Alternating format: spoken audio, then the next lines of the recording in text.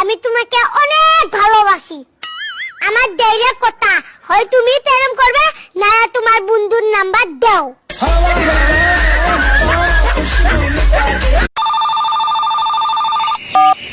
Hello, কেমন আছো তুমি? আমি একদম মাস্ত। কেন? সকাল থেকে কোনো কল নাই, মেসেজ নাই, সবকিছু ঠিক আছে তো?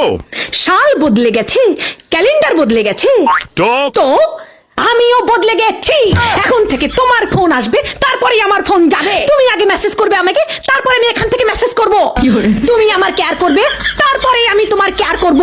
তুমি আমাকে সময় দিবে, তাহলেই দেব তোমাকে আমার সময়।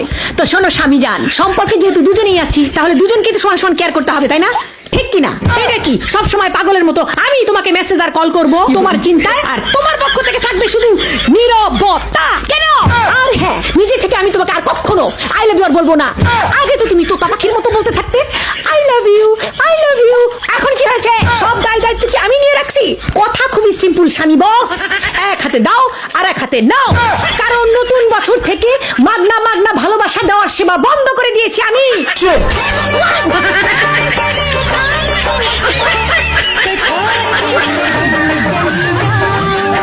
আপনাকে আমার ভালো লাগে।